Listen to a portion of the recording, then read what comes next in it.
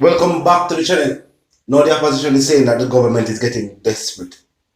They are saying the government feels that their power is dwindling and feels that the opposition is near to victory. So they believe that the government is saying these things about the opposition leader. And it seems like Mr. Vaz would have put the Prime Minister and the government in trouble. The opposition is saying that the government has violated the opposition leader's constitutional rights. Now, I'm going to hear what one and they will continue reasoning. Look and listen.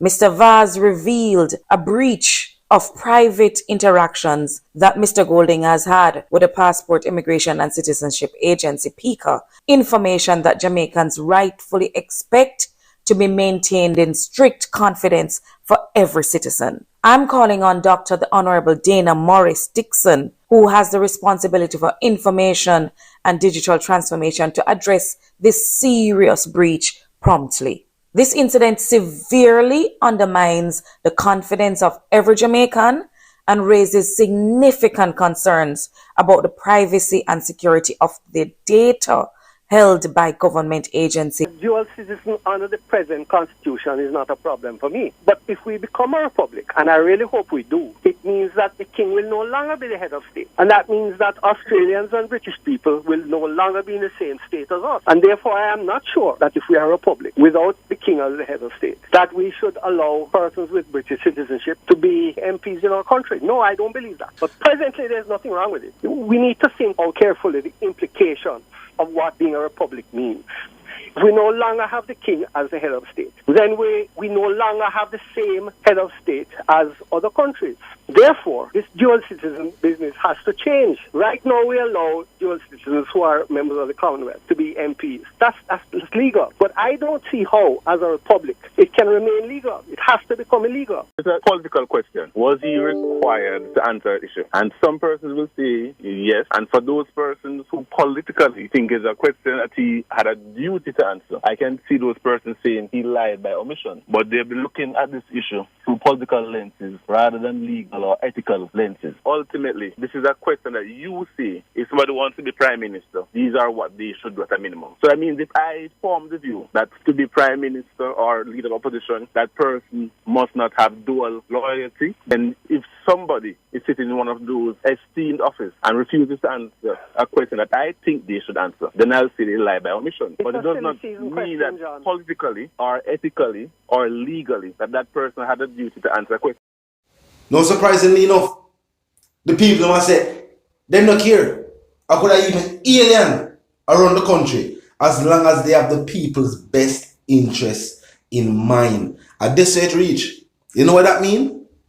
When they can hear a statement like that, when they can say a comment like that, on a post on the media, it means that the people believe that the state does not have their best interests in mind. It means that the people feel like the government enough for them. And that is why the people are now in so much of a support, are now going all out for their position. No matter what the government say. It's surprising. It's even surprising to the government. I bet them never see it that way. I bet them they believe say. Just like I think the situation was different when the situation happened to Vaz. Vaz is just a different type of politician. The people have a different love and admiration for Mark Golding, being opposition leader, being what people see now as their only other option from the government right now. Some people believe that if a general election is called now, supporters of the JLP will be voting for the PNP. And this is some people feel like it. Some people say no matter where you see the green flag, them on the green shirt, them are going to vote for the opposition because even supporters of the government are now frustrated and fed up, and them come to the realization that the government has its own views on what to make the country better. And it seems to not be in alignment or not be in the same or on the same page as well. The people them. Yeah, the people. The government seems to forget to them I work for the people. Of course, the people assign them paycheck. It reach a point now where they assign them own paychecks basically, seeing the increase that them get. But they work for the people. They are there on behalf of the people. A democracy. How come what the people them believe they're going to make the country better?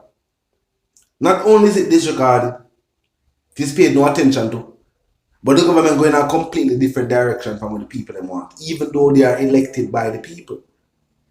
And the people them vote for them based on what them step on the campaign trail. So why is it that after being elected, what them step on the campaign trail, the people them can't see it? No matter how long them wait, the thing them the people them promise them can't get them.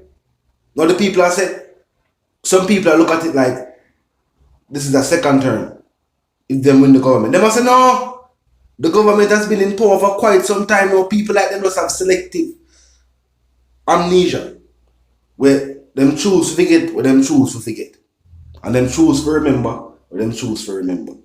The government has said the same thing, because they must say them do good things, and the people them choose to not look upon that. Them also believe say, oh, the state and the opposition is pushing this negative narrative about the state. Whether it is true or false, what people say is that the opposition is echoing the sentiments of the people. You see, because the people frustrated, they might echo those frustrations. The people them frustrated with this and that, and them being the opposition spokesman for certain ministries, they must speak out. Because the people frustrated with the transport sector and the transport ministry and minister. Obviously, the opposition spokesperson and that sector are going to speak out and echo the frustrations of the people. Same thing with any other ministry.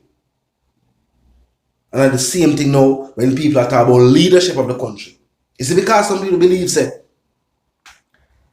while the Prime Minister was the most popular politician in Jamaican Island, undisputed, the Prime Minister was the most popular politician. I'm not curious how I feel about that. But now, in a turn of events, it's seen as if Mark Golding is now the most popular Jamaican politician. How? We don't know. Some people are saying the thing is that the people who were first is more support for Mark Golding's party than they were of Mark Golding. And you can see it. It's almost like over time his credibility and his popularity have increased. The people them start to listen to him as more. They might gravitate to him as more. And them seem to be in support of him even more. Which I don't think the government did anticipate. For a long while the narrative has always been that Mark Golding was a foreigner. Till we reach the point now where the government has said, see it, my dual citizen. And the people must say that violates some rights for Mark Golding. Which people have said, people in government should know better. And that's true. People in government should know better. Now the comment section open, talk to me. Do you agree with the opposition that the government is now looking very desperate with these tactics that they are using to go at Mark Golding to seemingly to stop his growth in popularity? I don't know if they're going to do anything to his credibility, but this was definitely maybe to stop him, growth in popularity. Some people that asked him step down based on what we see in the Constitution. There's nothing to force him to step down. Ask all they want. The Constitution is the Constitution, and there's no way they can file anything or try anything or do anything to get Mark Golding to just step down. So I said, what do you think? Do you think if an election was called that the opposition would win? Do you think that that is also the belief of the government? That at the moment in time, not that it can't change, we don't know the future, but at this moment in time, the people, the Jamaican people, the voting populace, seem to be aligned with voting for the opposition. And that's what the government believes. Talk to me in the comment section. Tell me if you feel like that's what they believe, and that is why this is now the tactic being used. Remember, another tactic that the government has is that the opposition don't know when the general election will come. All them can do is just see their movements, as they know if them campaign and keep conferences and things like that, they go up on the media. And then the opposition can just start to do the same. But they don't specifically know when exactly it will be elections. But talk to me. Tell me what you think. Of course, if you're new to the channel, just a pass through. Click the subscribe icon and then the bell icon. And of course, put it on all. And this is how you know we'll be notified of all fresh content as soon as fresh content is uploaded and made available for you right here on the platform. The like icon is also in close proximity to the share icon. Drop a like and must a share. And tell a friend, tell them sister and them brother them to check out the reasoning and also join the discussion. The comment section 24/7, it never lack it. Just be respectful and mindful of the guidelines. But other than that, drop your thoughts and comments and yes, your opinions there. We can continue the reasoning via the comment section. Now, of course, a quick recap. The opposition is saying that the government has violated the rights of the opposition leader. They're also saying based on the constitution, when Tr0uble had dual citizenship, it was different. He had citizenship to a country that was not in the Commonwealth. Mark Golding has citizenship to a country that is in the Commonwealth. Big difference. They must have something with the government not talk about. It is not the same. One individual was also a citizen of a country that is not within the Commonwealth. I'll repeat that. And Mark Golding has citizenship based on birth. He was born here, but based on his parents. To a country that is in the Commonwealth, and based on the Constitution, he can be Prime Minister. But talk to me in the comment section, tell me what you think. As I said, the comment section 24/7 and never lucky yet. Just be respectful and mindful of the guidelines. Other than that, of course, you know my sentiments for you and yours. I want to live, I want to love, I want to prosper until we reason again.